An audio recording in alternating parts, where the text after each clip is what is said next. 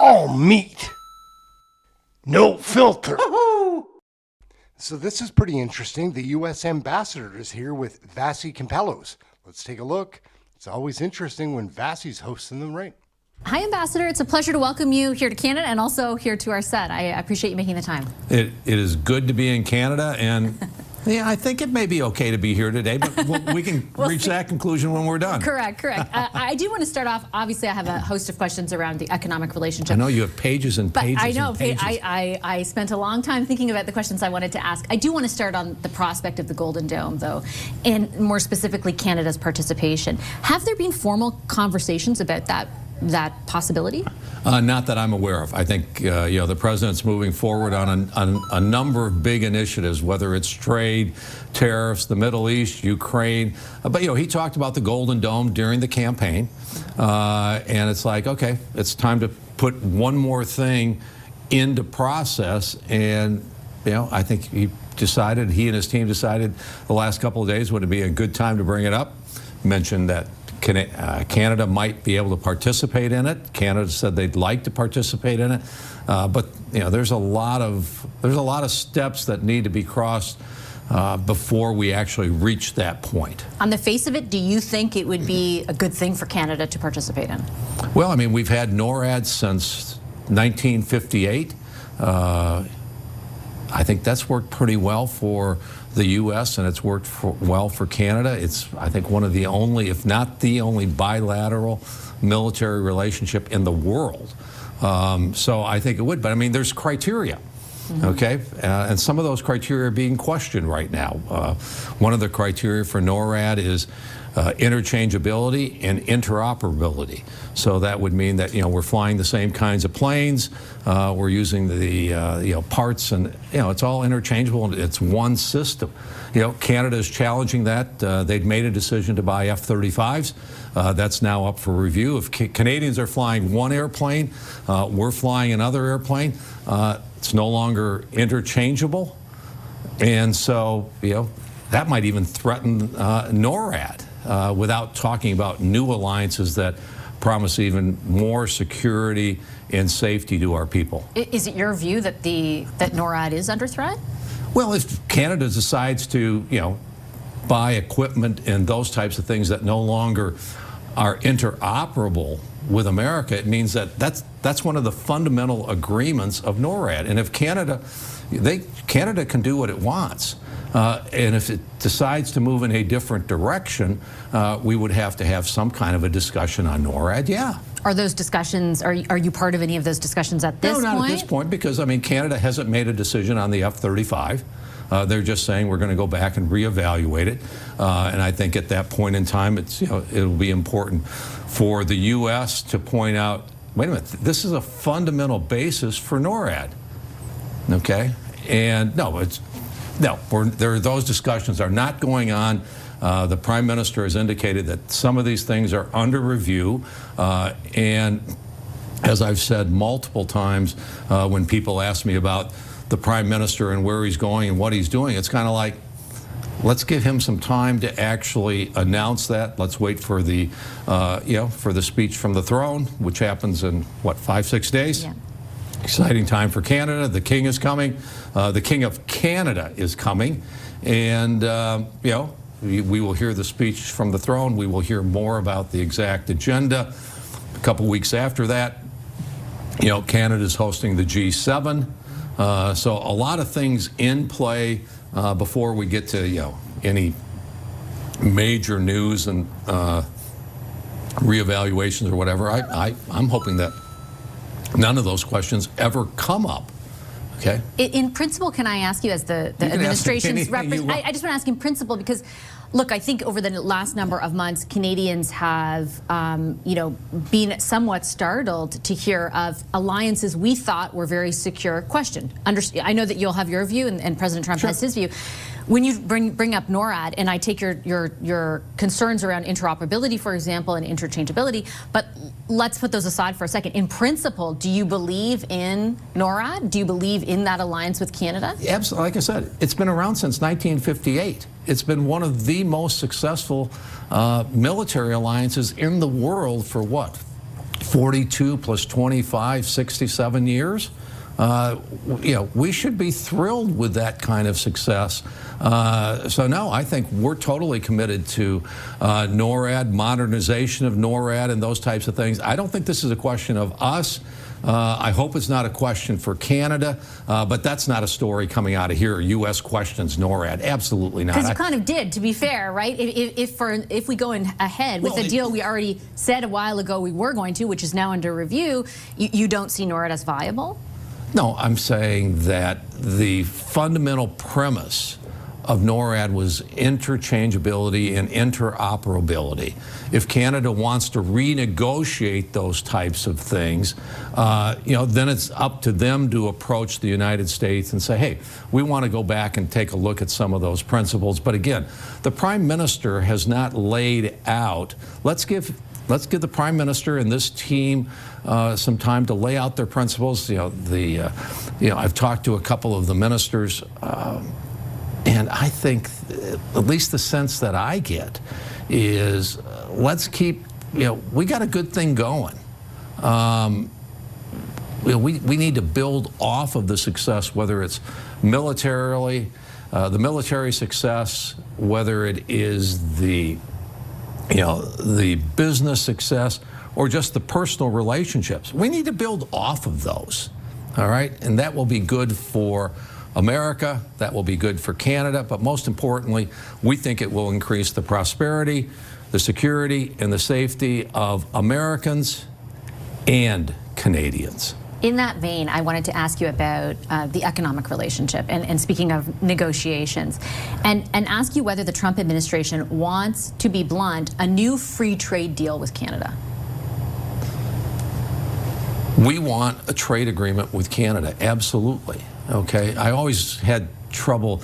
I still remember the first vote I had in Congress on a trade deal. It was NAFTA. So that's the early 90s. Okay, well before you were born.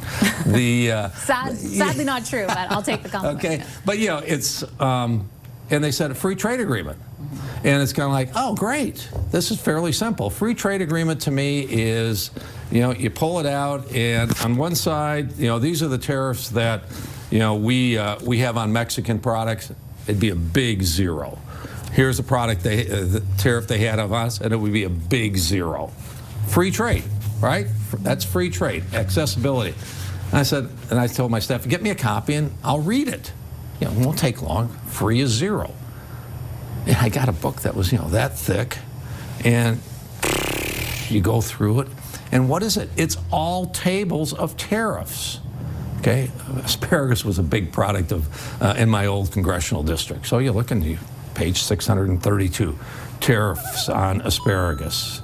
And then you go somewhere else, tariffs on apples, tariffs on car parts. And that's not free trade, okay? I think we want to get to as free, as fair, as equitable, as simple trade with a partner who we have 5,000 miles, a 5,000-mile border. We want to get to as free, fair, and equitable as Canada allows us to go.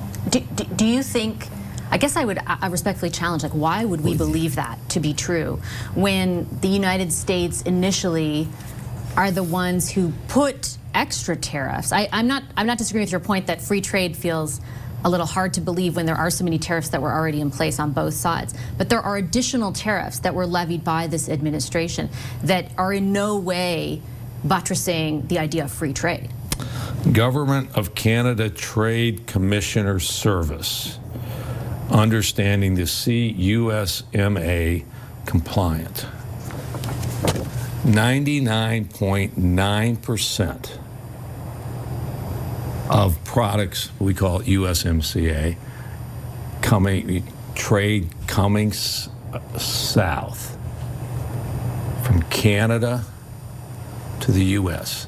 99.9%, according to a Canadian government agency, is tariff-free today. But that's not everything. That is, for example, that first there were tariffs levied on everything.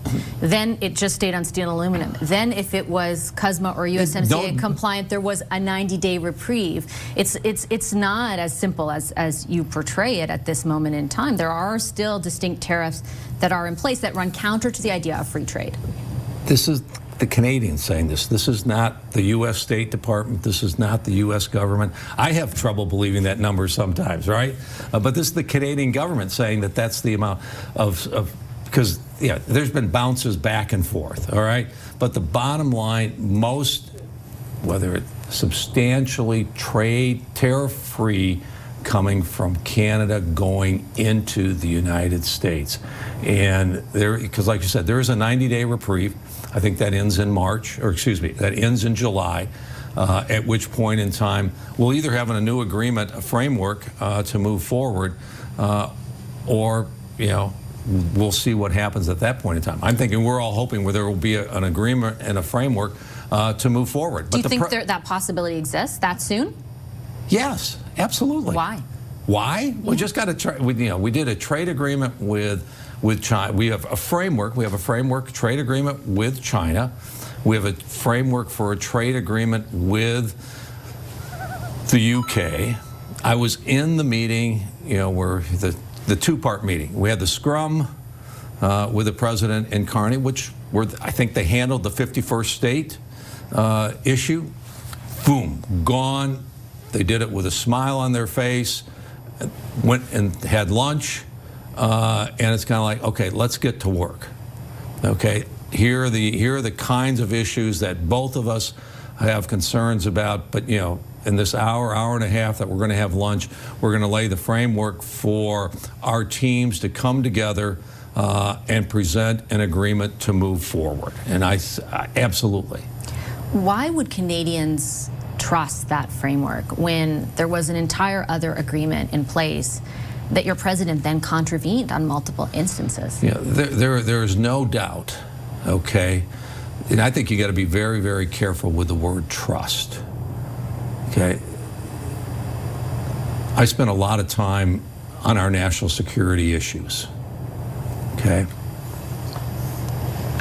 At one time in 2014, NATO met.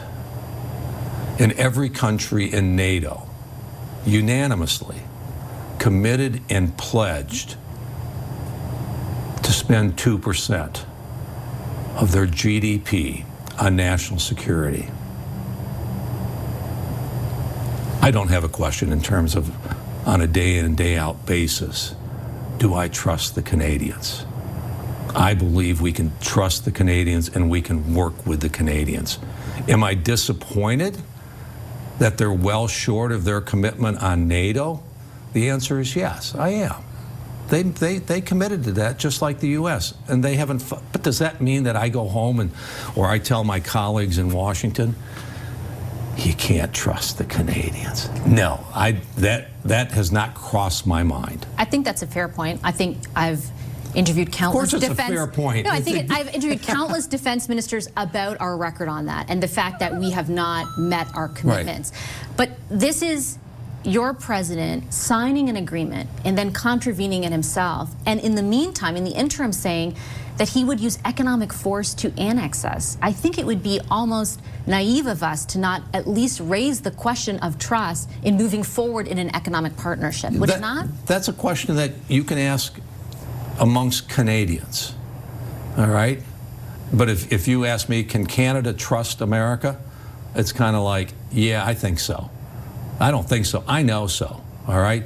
There's a deep history going back between our two countries, all right? We fought side by side on the beaches of Normandy. There are lots of Americans of Dutch descent who were liberated by Canadian troops, including my parents. No, I believe you can trust us. I trust Canada. Are there issues that need to be resolved in a constructive way that I think the president and the prime minister demonstrated a couple of weeks ago that they can move forward? Yeah, I think so. I'm confident they can. Is the objective, just final question, is the objective from your vantage point that all tariffs on both sides are removed? Like, is that, I feel as though Canadians have not really got even a clear answer from the federal government. Like, what is the end goal of all of this? Is it to go back to what it was before tariffs? Well, the president has made it clear that there will probably be a tariff on every country that we do business with. Okay, I mean, he's campaigned on that and has said that. I think what I would hope that Canadians would be striving for is to lay out all the things that Canada has, the capability, critical minerals, automotive, energy.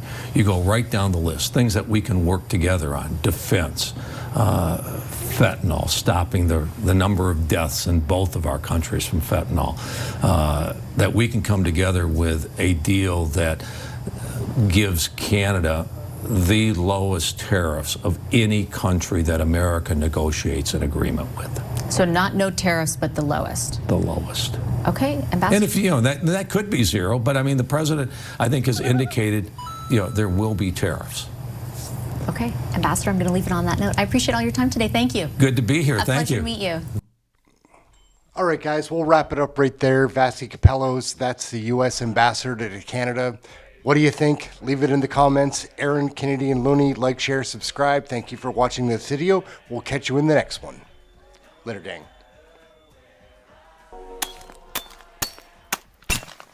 Hey, what do you think you're doing? We're setting you adrift, idiot.